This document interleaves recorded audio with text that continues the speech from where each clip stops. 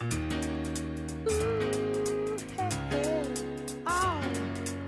we're living in.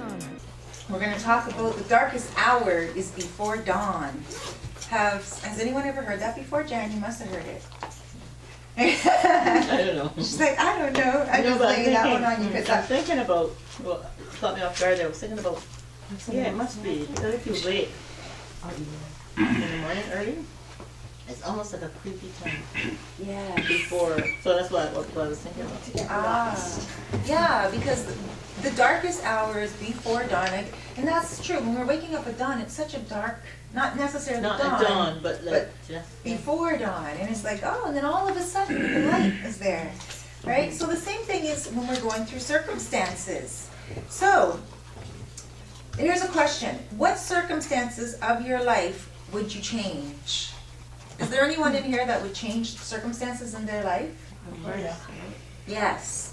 Now, you know what? Those circumstances that we have are there for a reason. Think about it. Any hard time that you have ever gone through in your life, no matter how young we are, even if we're just learning how to tie our shoes, and the circumstances are so difficult, we're sitting there tying our shoes, and the kid next to us is getting their shoe tied, and they know how to do it, and they take, do their shoe up, and they're gone running in the park, and we're still trying to tie our shoe. That alone, those circumstances alone are dark. And then all of a sudden we tie our shoe and dawn is here. So it feels so comfortable to be able to get past certain things in life, right? So those circumstances have to change because they're trying times. When we go through circumstances, they toughen us. We might be like, oh God, why am I going through all this financial difficulty? Why am I going through all this horrible stuff, and friends and family are all doing this and that? At the end of the day, it is for a reason. Because if we don't go through those circumstances, we don't grow mentally, physically, spiritually, emotionally, bad relationships. If it wasn't for all the bad relationships that I went through, then I think at the end of the day I wouldn't be as tough as I am now. If I was to be hurt right now by, not that I was majorly hurt back in the past, but if I was ever hurt by anyone right now, it just wouldn't be. It just Cerise being hurt by someone, the two are not synonymous. I have people calling me and they're like, oh my gosh, he did this and he did that. I'm like, get over it. It's all right. At the end of the day, just keep it moving. So what? Somebody did something to you, you experienced something. Yeah, it's a tough circumstance. Yeah, it's something that can, upset you, but it toughens you. It really does. Okay, so. When is enough enough? Well, you know what? There should never. Yeah, exactly. When you cut it. You gotta cut it. You gotta tell the people when enough is enough. You do, and or you just say, you know what? I'm not going to even entertain this any longer, because that's what I do. I'm just like, you know what? I'm not going to entertain this. This is ridiculous. And I do that. So there's I wanted to share with you guys something out of Philippians. Paul. Has anybody ever heard of Paul? The Apostle Paul? Well, the Apostle Paul was a follower of the way. Back in those days, it was called a follower of Jesus. It wasn't called Christianity. And Jesus was preaching, there was one God. So you don't believe in all the idols and stuff like Catholicism and all the saints and all everything. Not putting down Catholic or anything of that nature, but Jesus was saying that we don't believe in all that. We just go right straight to God. So Paul, he wanted to get rid of, Jesus had already been killed, and he wanted to get rid of all the followers of Christ. He wanted to have them abolished. So his real name was Saul. And so the priests had sent Saul out to Damascus to have these people killed, have them brought back to Jerusalem and have them killed. So now what happened was he ended up going there, and on the road to Damascus, a light came and it said, Saul, why are you trying to destroy me? And he said it was Jesus coming to him in a light, and he was blinded for a moment and everything, and he was told to stop doing what he's doing. So he stopped doing what he's doing, and then he became a leader of Christianity, and he started to tell people to believe in the way. Believe in the one God. Stop believing in all these idols. Stop believing in all these other gods and everything. Just talk to God, our creator. So then that's what happened. And he said when he was in jail, he wrote a letter to the Philippians. And he wrote, "Not that I speak from want, for I have learned to be content in whatever circumstances I am in." And I thought that was so powerful, and that's the reason why I want to share it with you guys, is because we have to learn at all times to be content in the circumstances we're in, even though it's dark, even though we may not see the light at the end of the tunnel as we're walking through it. There's always going to be something, because circumstances are really temporary. Nothing's going to last forever. So we have to really focus on that temporary moment. I'm going to give you guys 3 examples of what I just this week alone experienced. So one is very light, and it kind of touches on the likable aspect from last week. So I was going to a salon during the week, and I'm like, I was in the Eglinton subway station, and I went into this store, and an Asian woman owned the store. Just one of those little subway station stores. And she's in there, and she's alone, and I like those stores because you can always find a little treasure, some cheap little treasure, some little cute thing. So I go in the store, and I said to her, "Hi," and it was all bags. So I said, "Hi, do you have any leather bags?" She's like, "Yes, leather bags are behind the counter." So I look behind the counter, and they're nice, but they look like they're travel bags. And little ones that you wrap around you and stuff like that, and a lot of hobo bags and stuff. But I was looking for something a little different. So I saw one above my head, hanging out, and I said, "Oh," and I reached up and I grabbed it, and I said, "Is this leather?"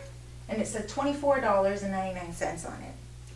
And she said to me, "Oh, lady."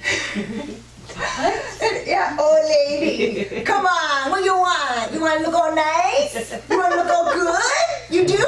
And you want to spend $24.99 and think you get leather? You have to spend money." You said liquor. Right. And I was like, whoa. And now, remember last week I said you have to be likable. You have to know when not to let people get to you. Or be like the queen and not throw something at someone. Well, I threw my words at her. I wasn't very likable at that moment. I wasn't trying to be likable. I said to her, I said, "Excuse me, look, just settle yourself down for a second." I said, "Settle yourself down for a second, because I came in here to buy. And if you want something bought today in your store from me, then you need to settle down."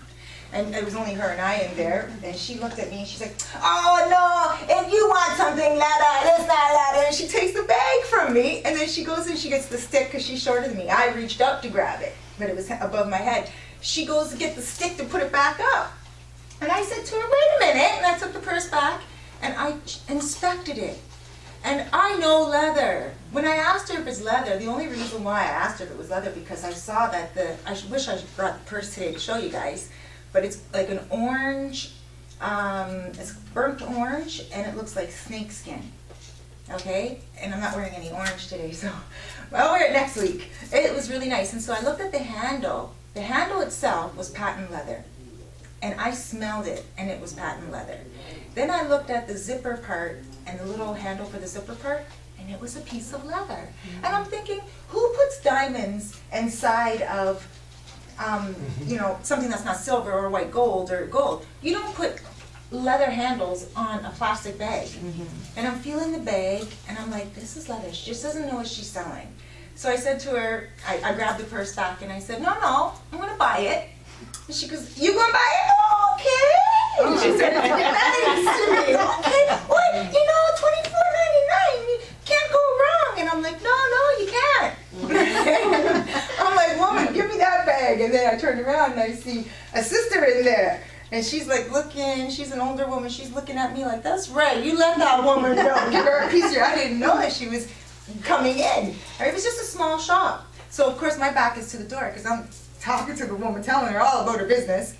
And then so that's when the sister kind of just looked, and she was like, "That's right," And then I took the bag and I left. I got the bag home, and it was leather. I was able to check it out, open it up, smell inside of it. The whole thing is leather. It's worth over $100 easily. And I was like, wow. So some people, they do get in shipments and they don't know what's leather or whatever. There's so many purses in the woman's shop. Maybe she forgot what was leather herself. Maybe she didn't know. And maybe she didn't know. Exactly, and I got that for $24.99, and I was like, and that was good. But when I was in those circumstances, at that moment, I just wanted to say, you know what, keep your purse. I'm gone. Because she wouldn't shut her mouth, right? Like, seriously, she was just like, oh, lady! And she was going on and loud. And I was just like, shh, no. You want to look nice? But you don't want to spend money? So that's what she kept saying. And I thought, in those circumstances, if I was not content, if I was just like, all right, goodbye, I'm gone, I would not have scored a nice leather purse for 24 bucks. So I stayed put, bought my purse, and I was calm. Very light circumstances, but those were just a simple example. So now another one that I went through. You guys remember that friend I hung up on? I talked about last week? And he told me all about myself, and then we ended up hanging up on each other. Okay, so he sent me a text message.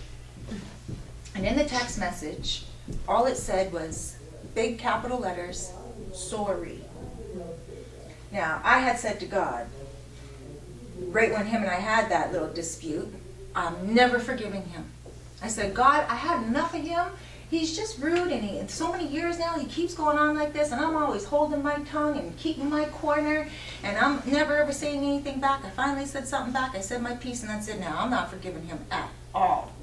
And I said, God forbid him if he contacts me ever. And I didn't think for the life of me that I would forgive him. He contacted me, and I actually, I broke down in tears having to text him back, saying sorry to. I said sorry for my behavior as well.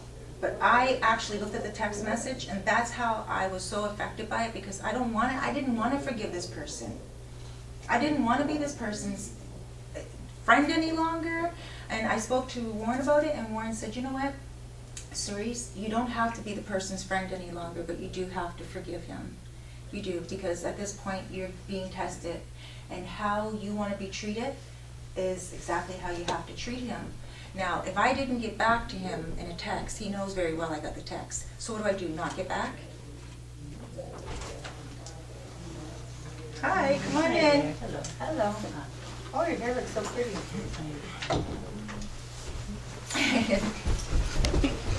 So if I didn't get back to him, he would know. She got the text and she's not getting back to me. That's just like telling them to hit the road. If I do get back to him and tell him, you know what, I'm not able to forgive you, seriously, because this is enough now and it's just too much. But really, is it too much? When I look at the circumstances, is it really all that much? Not really. So I got back, and like I said sorry. I should not have overreacted to your, to the argument. He didn't get back to me again after that. I guess because he knows me well enough that I didn't say in the next text, so how are you? I didn't try to indulge him in a friendship. I didn't try to take it any further. I just said, I accept your apology, thank you, and I apologize too. That's it. And I'm not going to befriend him again. But in those circumstances, again, very small circumstances, but also just an explanation of how certain situations can change. Now, here's another one that happened. This one was a little traumatizing. I'm not going to mention any names because of the camera. But, and I'm going to bring this up, but not to make anybody feel uncomfortable or anything of that nature. So, I know somebody who's just starting a business. And what happened was, I had left a message a little while ago in October for this person and a whole bunch of other people. So 155 people and more. So on Facebook. And I invited a whole bunch of people.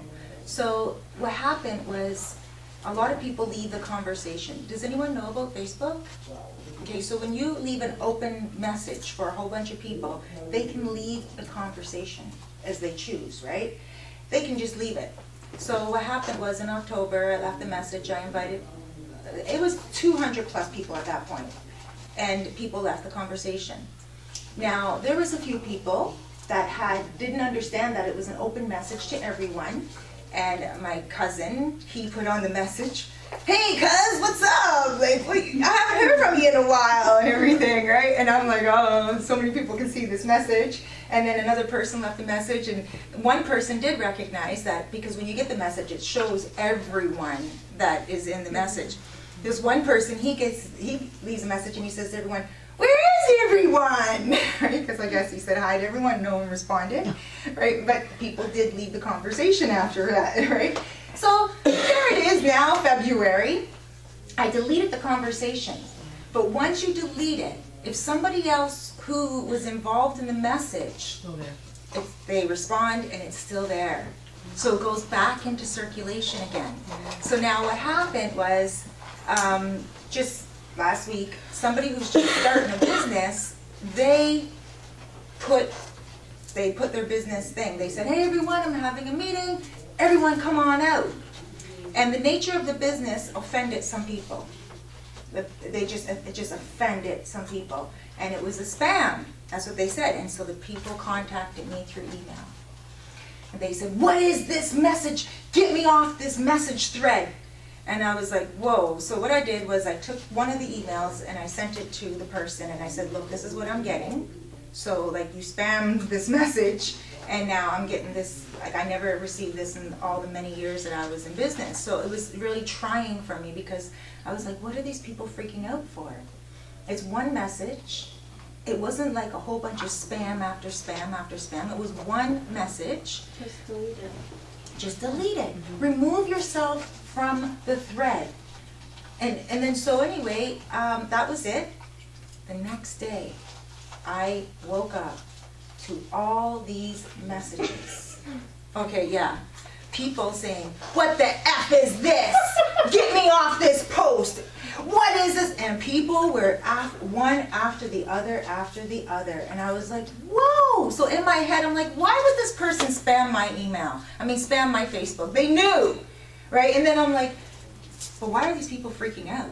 Take yourself off the message. Like, why? No, exactly what you gotta do. It says right up in the corner, delete yourself from the message, remove yourself from the message, right? Yeah. But I was going through so much, and the whole time that I was on Facebook for so many years, not once have I ever received messages like that. And it was extremely uncomfortable for me. Extremely uncomfortable. And at one point, I had to actually go into communion with God. I said, God, what do I do? How do I respond to this? What do I say to these people? And it has nothing to do with me at all. And it was a test, a huge test. And the circumstances, it was dark because every time I went, I had a moment to think about what I was going to respond. Like, do I respond to them saying, sorry guys? Like, no, I'm not really sorry. If somebody did something, let's get over it and let's move on. We're adults. But at the same time, yeah, I am sorry because this person should know better not to spam a private message that I sent out. At this time, it was 155 people on the thread. That's how many people had left before, because I did it to 200 plus people. But at this, when it got spammed, it was 155 people. So imagine the private emails that I got, the messages that I got, and how angry these people were because of the nature of the business. And the nature of the business, some of these people were editors, some of these people were business owners themselves, and they were like, Cerise, it doesn't matter. Someone should have more sense than to not do that. And I'm like trying to explain to each person. It took up my entire day. I had other things I had to do and get done. The last thing I wanted to do was respond to all these negative people saying to me, why would this person do this and this and that? And there were so many other people just coming at me. So anyway, long story short, I finally just put a message out to everyone. And I said, listen, guys, this message, because no one even knew when the message originated. That's how long ago it was. And then someone said, this message originated from Cerise. And then another person came on who just happens to be a friend of my Facebook who I never ever met before. And she said, Cerise Fairfax should never leave me messages. No, why is Cerise? And I'm like, oh man, there goes my business, my name, my credibility. What in the world?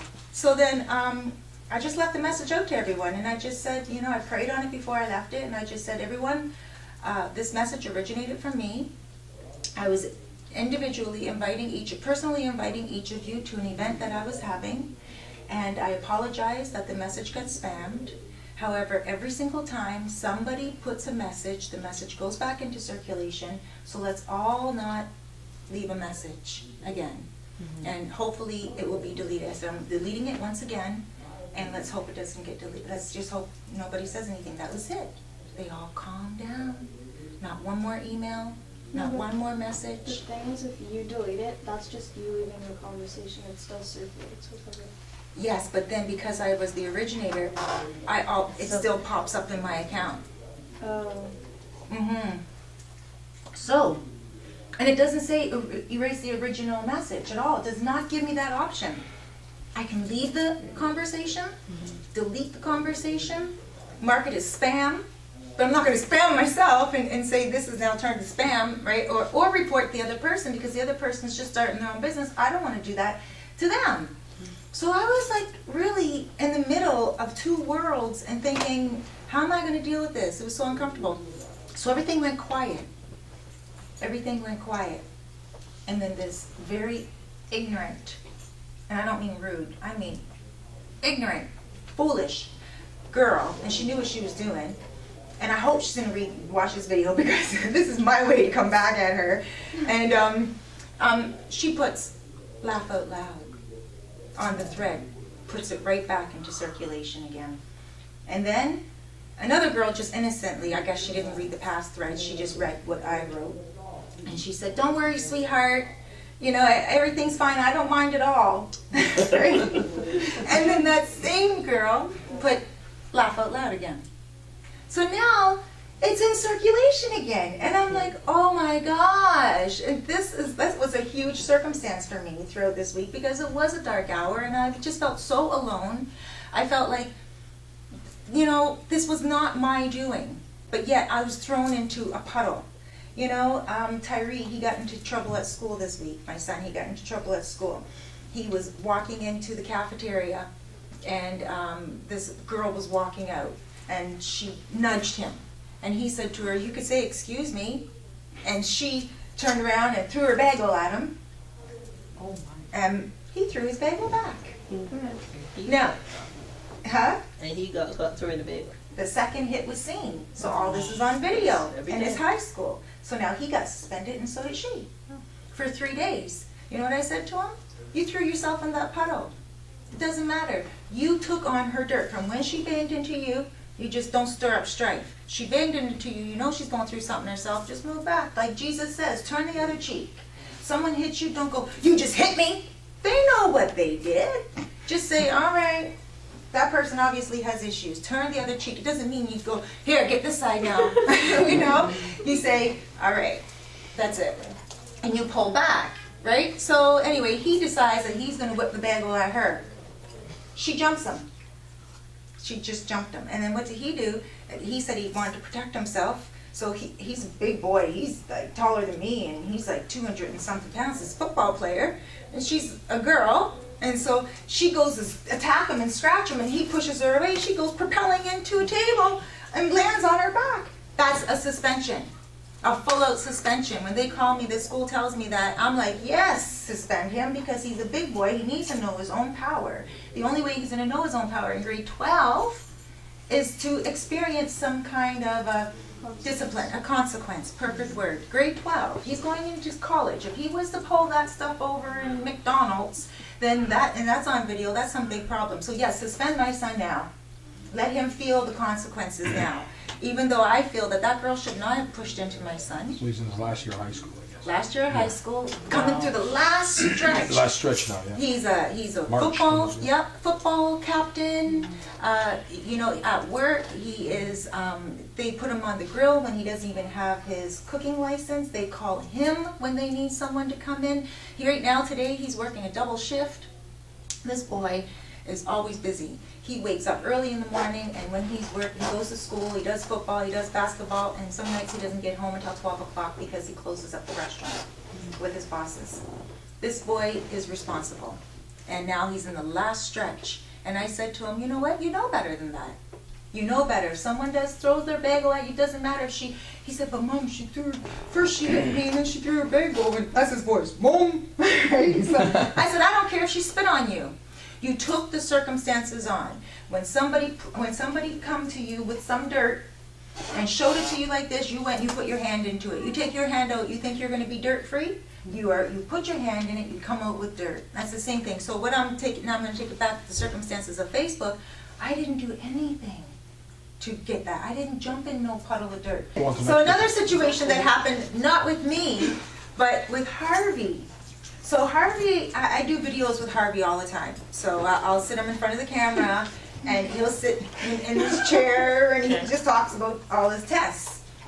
And when he talks about his tests, so he'll say, oh, this is a paternity test that we're doing, or this is the prenatal test we're doing, and he will give a good 5-minute explanation on each test that he does here at the clinic, the DNA clinic. So I give him the videos on a disc. Oh, there he is there. I give him the videos on a disc. Okay? He takes the disc and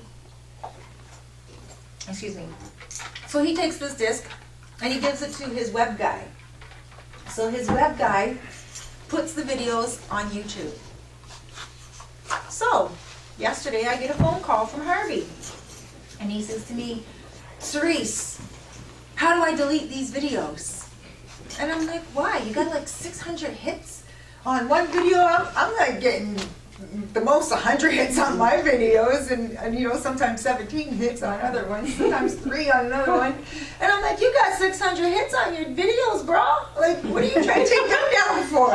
And he's like, oh, no, somebody put bad messages, bad comments underneath the videos. And I said, so delete the messages. You can take off comments for videos. So what happened was, he marked them as spam. But then, somebody else impersonated him and opened up 2 other accounts, uploaded, so they downloaded his videos from his account and uploaded them onto 2 other accounts, and they can't flag those as spam, right? So what happened was, he cannot get rid of these messages. So he's like, what do I do, blah, blah, blah. And I said, you gotta contact Facebook, you gotta contact YouTube and tell them someone is impersonating you, because those are your videos, that's your face. They are not allowed to, those videos are not theirs, and you are only allowed to upload videos that belong to you. So they are actually doing something illegal. And it even says, before you put up each video, that is your content. So I told them, contact YouTube and get those other 2 accounts closed down. And he said, all right, so he was calm. And on his own YouTube site, they did the same thing. But again, he flagged those as spam. So I get here this morning, and I said to him, you know, I got here a little early to help him out and talk to him about the videos and stuff like that. And I said, is there anything I can do to help? And he's like, yeah, you know, the circumstances are really, really rough. And I'm like, yeah. I said, so what are you going to do about it? He said, well, you know, it's like indigestion. It'll pass. So I thought, you know what, that's a great way of looking at it. And again, we have to know that all circumstances are temporary. We have to be content in every single circumstance, no matter if it's a nightmare on Facebook, where you don't know when it's going to end and some message coming back over and over again, or if it's somebody spamming you on YouTube, or, you know, even just going into the store and scoring a purse that some lady is yelling at you about. Let's, you know, go into meditation, and then we'll call it a day. Time to say, okay. So, let's all close our eyes and let's just do a prayer. Okay, well, let's do a little stretch as well. Everybody just roll your shoulders from front to back, or back to front, wherever feels good. Now let's do one at a time. All right. Let's bend our waistline from side to side. Okay. Let's move our head to our chest. Feel that stretch. And now let's move it to the back. Feel that stretch. Now let's breathe in. Hold it for 3 seconds. 1, 2, 3. Let it out. Breathe in. 1, 2, 3. Let it out. And breathe in. 1, 2, 3. Let it out. Dear Heavenly Creator, our divine Creator, we come to you, and again we like to thank you. Father, we all go through circumstances in our life, and sometimes they're dark, sometimes they're easy to come through, and they teach us the most valuable lessons at the end. No matter how easy they are, no matter how tough they are, we know that you put us through them so we can learn. And everything we learn makes us stronger. It helps us to think better, helps us to feel better, and act better. We ask, Father, that you stay with us during these circumstances. Remind us that you're with us in these circumstances, and that these circumstances are only temporary. In the darkest hour, remind us that dawn will come. Hold us.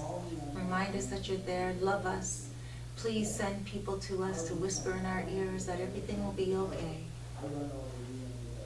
We'd like to thank you for everyone in the room. We'd like to ask you to continue to teach us and guide us. We praise you, we love you, we live you, and we honor you. Father, we ask you to guide us throughout the rest of the week. Carry us. Let us appreciate each circumstance. And help us to help those. Because every circumstance we go through, we understand that it not only makes us tougher, it also helps us to help the rest of your children.